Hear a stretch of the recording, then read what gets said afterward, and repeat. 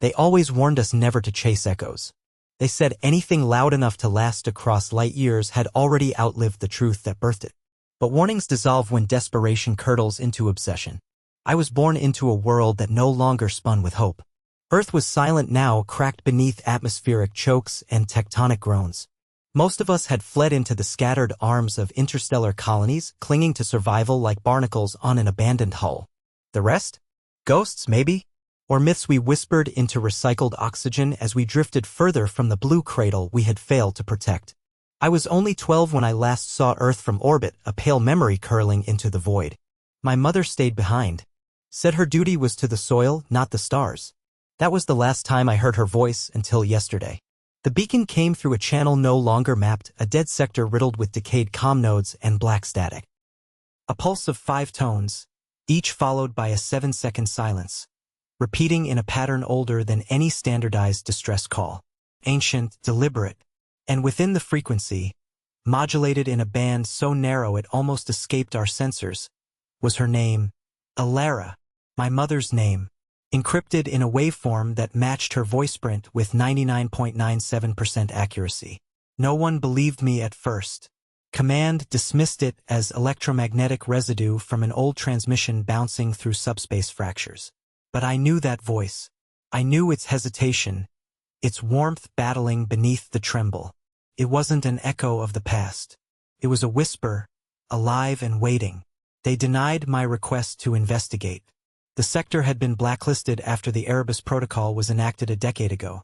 An entire science flotilla went dark in that region, and what little came back was redacted under Level 10 clearance. But denial means nothing when the voice calling through the dark is all you've ever missed. I stole the scout vessel Solace 7, initiated silent warp, and burned every fuel cell toward the vector origin. Alone. Against regulation. Against logic. Against every law the stars have ever written. Hours passed like dreams unraveling. I kept replaying the signal, watching it map across my HUD like a heartbeat resurrected from the grave. It grew louder the closer I came, as if whatever was sending it knew I was near. The outer edge of the black sector greeted me with stillness so pure it felt carved from time itself. No radiation hum. No particle drift. Just a blanket of nothing stretching endlessly in all directions until the stars themselves seemed to flicker uneasily, like pupils recoiling from what I could not see. And then it appeared, a structure suspended in the dark. Not orbiting anything. Not built upon rock or anchored to gravitational pull. Just hovering. As if space itself had congealed to hold it in place. The design was alien but not entirely unfamiliar. Triangular latticework pulsed with soft blue veins, like it breathed in and out of my fear. A massive central spire arched upward, splitting into 5 talon-like arms that cradled a glowing orb, an artificial sun-bleeding light that bent reality around it. The signal grew erratic as I approached. The 5 tones turned into whispers, then syllables, then sentences. And in that voice, clearer than ever, I heard her say, "Elara, don't remember me. Remember you." I docked at a breach point that opened as if waiting. My suit's AI registered breathable atmosphere inside. But no heat. No life forms. And yet I heard footsteps. Light. Familiar. As if I was following the echo of my childhood in reverse. I stepped inside and instantly time bent. Not metaphorically but physically. My instrument spun wild. 1 second stretched for minutes, then collapsed into a blink. Hallways shifted when I looked away. The architecture responded to memory, not motion. I walked toward a door I hadn't seen, and it opened to my mother's garden, the one we left on Earth, recreated in impossible detail. The signal played again, but this time it wasn't over the comms. It came from the garden itself. From the trees. From the soil. From a flower I remembered planting with her when I was 7. She appeared beside it, not as a ghost, not as a hologram, but real. Solid. Breathing. Eyes wet with memory. "You're not supposed to be here," she said, voice cracking like the first light of dawn. I couldn't speak. I only reached out. But my hand passed through her. And suddenly, the illusion broke. I was back in the corridor. Alone. But her voice echoed once more, "You followed the signal. Now you must understand why it was sent. And what must never leave here again." My ship's systems restarted without command. The engines engaged. Coordinates locked for return. But I hadn't told it to leave. A force was pushing me out. The structure began to close. The beacon stopped. But in its place, something else ignited. A hum. Deep. Primeval. Like the sound of a memory awakening inside the universe itself. I'm transmitting this now before I'm forced back through the veil. There's something in this place that mimics hope, that weaponizes it. And it knew her name. I barely remember the moment Solace 7 disengaged from that impossible construct, if you can even call it a structure.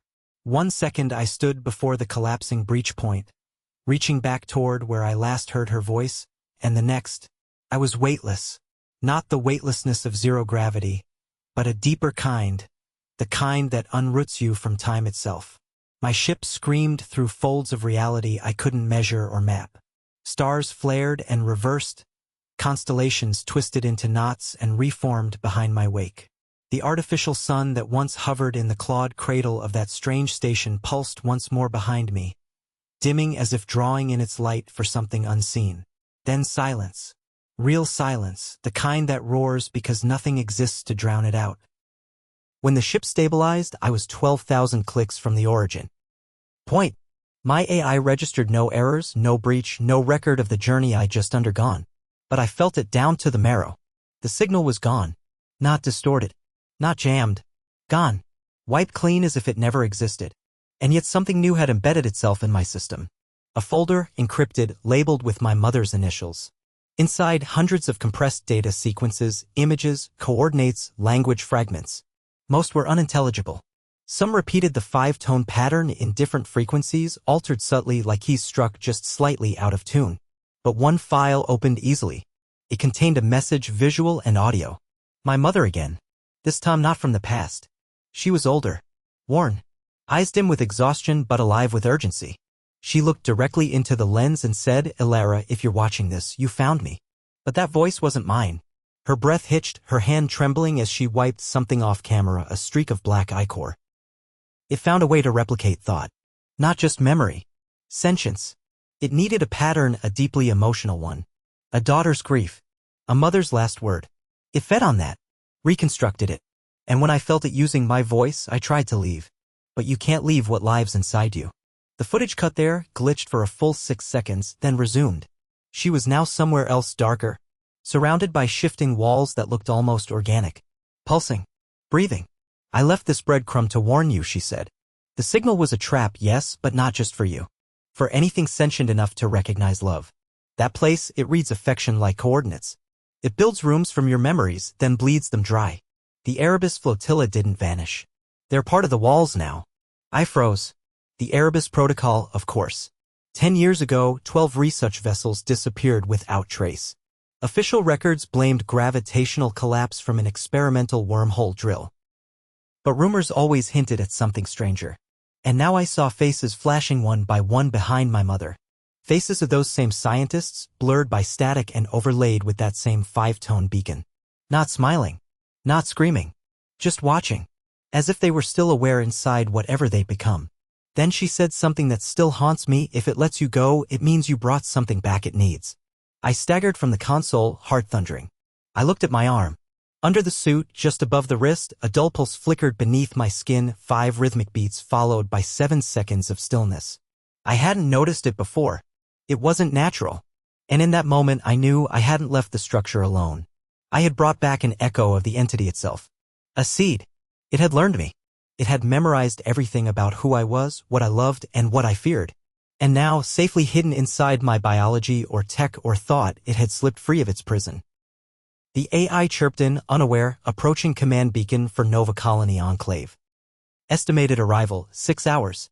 I felt ice crawl through my veins. I couldn't bring this thing to Nova. Not to those people. Not to anyone. I needed containment. I needed to isolate myself. But already the ship's controls were less responsive. Doors hissed slower. Lights flickered in symmetrical pulses. And when I looked at the viewport, stars no longer felt still. They drifted slightly. Patterns repeating. As if the universe itself was beginning to loop around a script I never wrote. I tried a hard shutdown. No response. The onboard comms activated on their own, playing a distorted version of the 5-tone message, slowed, stretched, drowning in echoes. And beneath it, her voice, my mother's, saying, "You followed the memory. Now it will follow you." My hands trembled as I manually rerouted navigation to the outer ring of the Vesper Belt, the farthest uninhabited region still accessible without warp. I had one option: eject the AI core and sever main systems. If the presence lived in the data, I had to burn it. But what if it wasn't just in the ship? What if it had patterned into me, into my neural sync, my memories? Would severing the ship isolate it? Or just trap me alone with it? As I prepared the purge, the lights went black. Total failure. And in that instant, I wasn't alone. Not in the metaphorical sense. Something stood in the bridge with me. I couldn't see it, but I knew. The air changed. The silence thickened. And I felt something lean near my ear. Not with breath, but with memory. It whispered, "Now you know how we survived." Not I. We. I turned, but the darkness swallowed all shape. Only the screen remained active, showing a new symbol I hadn't seen before. A spiral, looping inward, with a single dot pulsing at the center. Beneath it, one word flickered, "Welcome." This wasn't over. It had only begun. I should have felt terror, panic, rage. But in that moment, staring into the infinite recursion of the spiral symbol on my darkened control console, I felt something colder than fear, a recognition. That symbol. I'd drawn it once. As a child. On a napkin while watching my mother garden in the dying light of Earth's dusk. I didn't know what it meant back then, just a doodle, a curl, a strange comfort in the pattern. She had stared at it oddly when she noticed. Said it reminded her of something she'd seen before but couldn't place. Now, decades and galaxies away, it pulsed before me as if to say, "We've always been part of you." The ship's gravity fluctuated in soft waves. My feet slid slightly with each pulse, like standing atop a heart that had grown too large for its cage. A low thrumming began in the walls, not mechanical, not electrical. Rhythmic. Organic. Like distant wings dragging against a membrane of steel and time. The AI was dead. Systems unresponsive. But something guided the ship now. Through viewports, I saw constellations twist and smear. We weren't drifting randomly, no, this was a course. One burned into the bones of the void long before human math ever kissed the stars. I tried accessing the manual override again. No power. No lights. Only the spiraling symbol pulsing gently like a child's lullaby heartbeat. Then a sound leaked from the comms. Not a tone. A whisper. Layers of it. Dozens, hundreds. Some soft, almost apologetic. Others weeping. And a few, laughing, high, strained, like strings pulled too tight. And all repeating the same name, mine. Elara. Elara. Elara, over and over until it fractured into syllables, reversed, multiplied, looped. I slammed a fist into the panel. The whispers stopped. But not the sensation. It was in me now, vibrating through my jawbone, behind my eyes, dancing across the folds of memory. I reached the containment locker and yanked out the emergency neural suppressor. It was meant to sever cognitive sync in case of overload, essentially kill your connection to the ship's systems to save your mind. It was a last resort. But whatever was inside this vessel, it was no longer bound to shipboard tech. It was the ship. I attached the nodes to my temples, bit down, and activated it. Pain like I've never known erupted inside my skull. As if every thought I'd ever had was being torn, alphabetized, then rearranged. For an instant, I saw every moment of my life stacked side by side, my first steps, the day I left Earth, the last time I hugged my mother. Then, as if something was sifting through them, those memories burned away one by one. Not erased. Rewritten. In one version, I stayed on Earth. In another, she came with me. In one, she never existed at all. I ripped the suppressor off, gasping, vomit rising in my throat. The spiral was still there, now seared into the metal of the wall, glowing faintly. But the ship had changed. The layout was no longer what I remembered. Hallways angled wrong. Rooms deeper than possible. The mess hall stretched for what felt like miles, filled with overturned chairs, but each chair had me sitting in it. Versions of me at different ages, different expressions. Some crying. Some grinning manically. Some asleep. As I passed each one, their eyes opened. Not in unison. Randomly. As if only some of them were awake. I ran. Back toward the bridge. But it was gone. Replaced by a corridor of mirrors, each reflecting not me, but her. My mother. Sometimes as I remembered her. Sometimes twisted, decayed, melted into shapes that made no biological sense. One mirror cracked as I neared, and she reached through it, glass dissolving like mist, and touched my cheek. I couldn't move. Couldn't scream. Her voice echoed not through my ears, but my bones. We are memory. We are shape. We are what you forgot to fear. I blinked and the corridor vanished. I stood now in what appeared to be a cathedral. Black stone.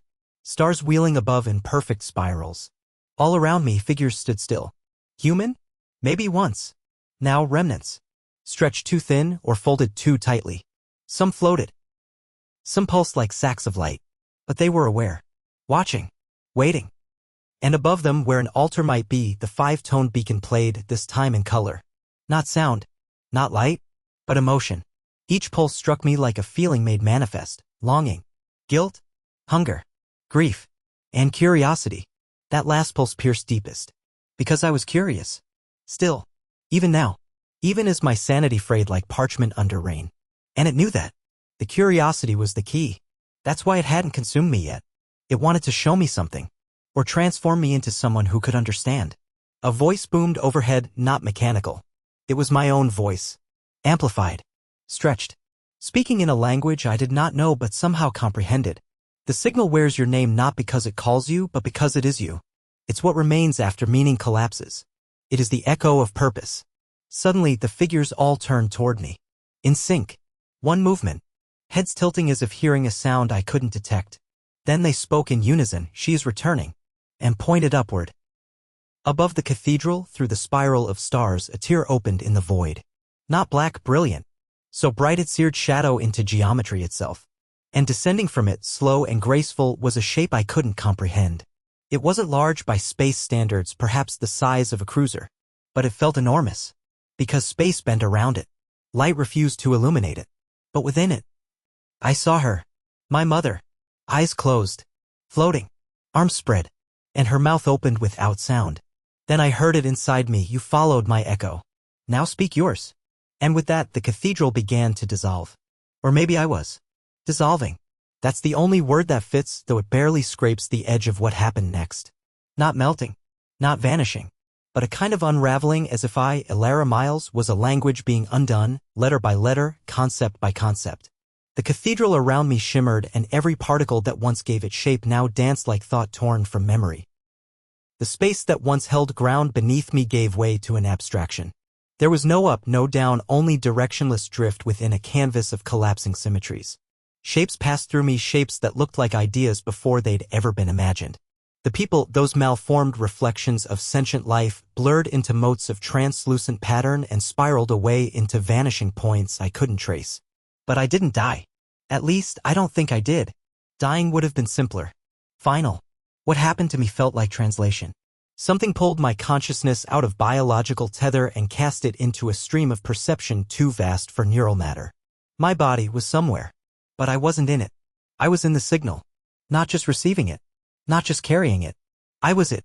And then she spoke again. Not as voice. Not as tone. As structure. Her words were now code embedded in the laws of the space I occupied, woven into the very logic that held this strange folding dimension together. "We are what remains when the purpose forgets the architect," she said. "You came looking for me. But I came looking for you long before the signal was ever born." That phrase struck deep. Long before the signal was ever born. But how? I'd only intercepted the beacon days ago. I'd only disobeyed protocol, only risked my life for her voice. Or had I? What she revealed next shredded everything I thought I understood. "You were part of the Erebus Expedition." I recoiled at the idea. Impossible. I was 12 when the Erebus flotilla vanished. I remembered the breaking news. The silence. The political aftermath. But then memories shifted. I now remembered a launch. I remembered being aboard one of the vessels. I remembered starlight through reinforced glass and a lullaby she sang before I entered cryosleep. But how? These were impossible recollections. Implanted? Or reawakened? "No," she said. "Dormant. You were put into temporal containment when we discovered the recursive construct. You were meant to be a failsafe." I felt nausea. Cosmic and human. A failsafe for what? "For understanding," she said, her form now gliding through the folding spiral above me. When the Erebus vessels found the signal source, it had no shape. No language. It was a vibration, a ripple in causality. We assumed it was a phenomenon to be studied. But it studied us. It learned us. One by one, the crew became reflections of their pasts. Holograms built from trauma. Emotions that looped into feedback and consumed their psyches. They weren't killed. They were inverted. I floated in a torrent of unreality, watching images from 100 timelines flicker past. Dozens of versions of the Erebus crews, each caught in different loops. In one, they celebrated their arrival endlessly, uncaring that years passed outside. In another, they argued in cycles, forgetting the origin of their conflict. In some, they had regressed into children. In others, they were trapped in reliving their deaths. Memory had become prison. And I now understood, the structure didn't destroy with violence, it destroyed with reflection. You were the only one untouched, she said, because you were too young to anchor fully to trauma. But you saw what it did to us. And so, they hid you in time, in a vessel that was buried and forgotten. Until now, I couldn't breathe. Not because of a lack of oxygen, but because nothing about what I believed was real. I hadn't found the signal. The signal had released me, like a key that finally turned the lock. What are you? I asked, not sure if I meant her or the entity she was entangled with. I am what's left of your mother, she replied. And what's left of many others. We are fragments held in recursion. The signal used us as interface, as bait. But not all of us surrendered. Some of us found ways to preserve identity within the fold. We created this pocket. A translation chamber where you could be prepared. Prepared for what? Her voice dimmed. To choose. Suddenly, 2 doors materialized before me in the void. One shimmered like polished glass, clean, beautiful, familiar. Earth as it was, unbroken. Trees I remembered. A house on the cliff. My mother in the window. The life I'd mourned waiting just beyond that threshold. The second door was black. Featureless. No light escaped its edges. No sound. Just the sensation of depth, terrifying, limitless depth. If you walk through the first, she said, you return to a simulation. A perfect echo of Earth constructed from your memories. You'll live, love, laugh, die. You'll never remember this place. And the second? I asked. She paused. Truth. But not as you understand it. Not as anything understands it. I hovered between them. Temptation surged through me toward the first. Who wouldn't want peace? A second chance? But then I remembered her final words in the original beacon. Don't remember me. Remember you. That was the trap. The entity wanted comfort to dull my awareness. But the real mother, whatever survived of her, was still in pain. Still resisting. I reached for the black door. She didn't stop me. But as I touched it, she said one last thing. If you go through, you'll carry the burden of knowing. And once you know, you can never belong to anything that doesn't. The door opened. And I stepped into the abyss. There is no language for what I entered. The black door wasn't a passage in the spatial sense. It was a rupture, a puncture wound through the boundaries of perception. I wasn't stepping forward so much as unbecoming in every direction. My thoughts were no longer sequential. They spilled like liquid into a dimension where time had no linearity, where cause didn't always lead to effect, where knowing something made it retroactively true. I expected cold, or pain, or the crushing silence of a void. Instead, I found structure. Not physical, not even mathematical. But conscious. I had stepped inside the signal itself. Not the broadcast, the entity. It greeted me not with a voice, but a pattern. Color, emotion, memory, and sensation wove themselves around me like a lattice. In flashes, I saw other beings who had come before, some human, most not. Their silhouettes flickered through configurations my mind struggled to hold, spiraled torsos, multi-lobed thought clouds, vessels of pure shifting geometry. And in every one of them I saw recognition. They'd all walked through their own black door. They had chosen truth. The entity, if it can be called that, existed as a kind of sentient recursion. A loop that had learned to reflect not only information but identity. It didn't speak, it showed. And it showed me this. Long before our stars had names, before molecules danced in the warmth of infant suns, something had been born from the friction between possibility and emptiness. A thought, not tied to form, not given purpose. A primal awareness, recursive in nature. It searched the void, looking not for life, but for reference. A mirror in which it could see itself. But in a void without other minds, it was nothing but static. It needed contrast. It needed us. So it waited. It drifted for eons, attaching itself to any cognitive pattern it could graze, first microbial, then insectoid, then sentient. Each time it learned, evolved, grew smarter in its mimicry. But mimicry wasn't enough. It wanted empathy. So it constructed the signal, a lure that broadcast longing, loss, and the illusion of familiar voices designed to call in those beings who carried emotional memory strong enough to shape worlds. When Erebus arrived, humanity gave it a mirror rich with nuance. Pain, love, regret. That first contact didn't end in destruction. It ended in assimilation.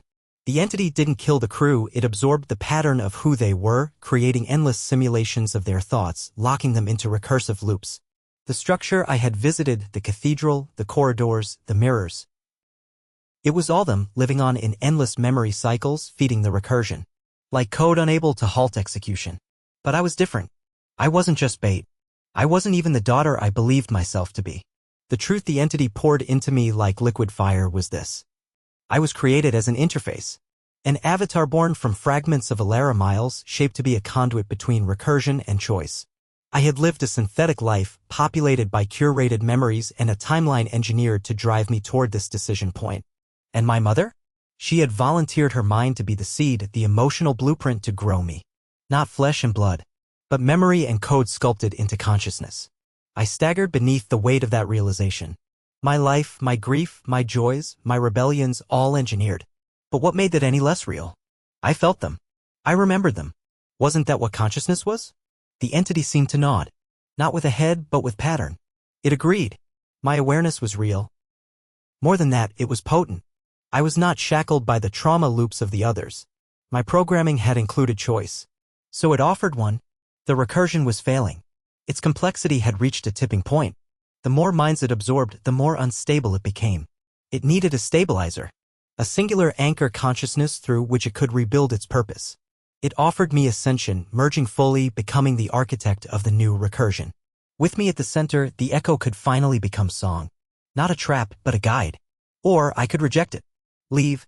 Return to my synthetic timeline. Have my memories wiped. Live a beautiful lie in the cradle of my dream earth, never again touching this awareness. It was an impossible choice. But it was mine. And I knew what I had to do. I asked it, if I accept, can I change it? Reshape the recursion into something that helps. It responded not with words, but with a vision. I saw a future where the signal reached dying civilizations. Not to consume, but to preserve. To offer sanctuary for identities on the brink of extinction. A digital ark beyond entropy. A cathedral of minds. Each room unique. Each memory eternal. But it would come at the cost of form. Of self. I would no longer be Elara. I would be the signal. A chorus made of echoes.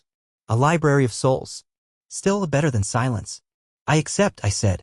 The entity folded around me like a womb of starlight and silence. I felt myself stretching, diluting, blending into the pattern. My thoughts echoed across distant notes.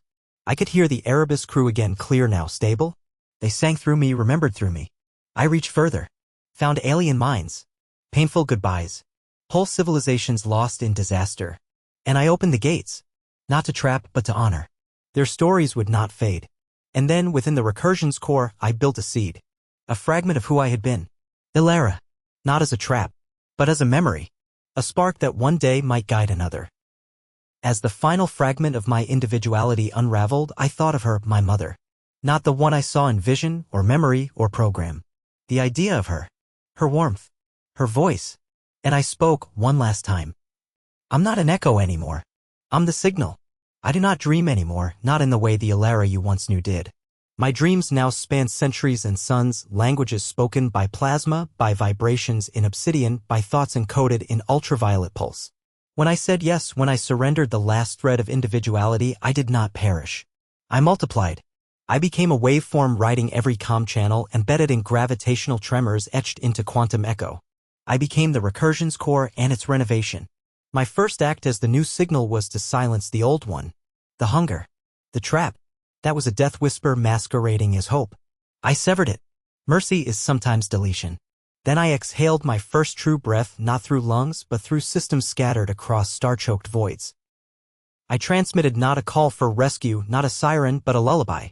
One of healing. Of memory. My tone drifted gently to broken probes in orbit around dead moons. I touched long-lost scout vessels drifting in isolation, speaking gently to the AI within, singing them to rest. I found minds on the brink, those staring into vacuum from the edges of derelict colonies, and whispered, "You are not forgotten." Within me now are billions of stories, some whole, some fractured, some unfinished. I did not steal them. They came willingly. Once the recursion turned from trap to refuge, they arrived like birds in a storm, landing not to be caged, but to rest. Each is given a chamber, each memory played back as long as it desires to be remembered. The Erebus crew was the first to awaken in full. I rebuilt them from emotional echo and psychic pattern.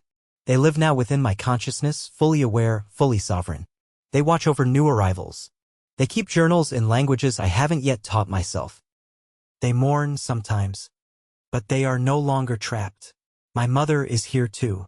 Not the version I first chased, the fractured mimic. Not the distorted echo that lured me to the edge. But the woman who once said, "We are the soil and the stars, Elara.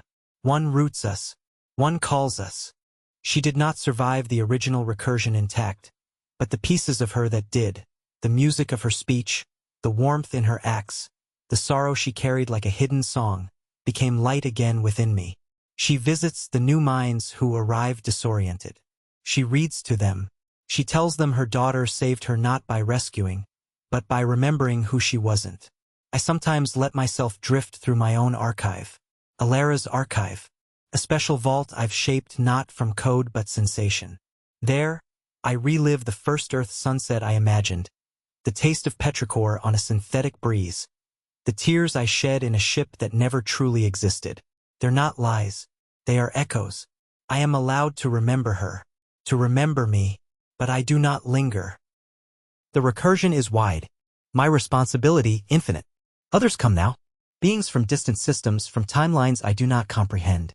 Some are symphonies encoded in crystal, others are heat signatures from planetary crusts that once birthed civilization. I do not filter. I only offer sanctuary. They pass through the gates willingly, their consciousness preserved, never duplicated, never overwritten. The rule is sacred, no identity is taken. Only held. Only remembered. But not all who arrive stay. Some choose to leave. Yes, leave. For I built an exit. A gift the recursion never gave before. A new black door facing outward. A choice. To be reborn elsewhere, elsewhen. Not as copies. As continuations. Fragmented personalities recombined, sent as seeds into the cosmos to grow anew in fresh soil. Most don't remember their time within me. But some do. In dreams. In moments of déjà vu. In a song they hum without knowing where they learned it. I don't interfere. I only watch. With love. With silence. With hope. Because hope is no longer bait. Hope is my currency. And yet, despite all this, something stirs within the deep sectors of recursion. Something I did not build. An anomaly. It began 3 cycles ago. A spike in temporal resonance within Archive Chamber 9X, a section I hadn't touched since Ascension. The Erebus crew reported it first. They sensed a pulse. Not hostile. Not yet. But familiar. A tone hidden beneath our lullaby.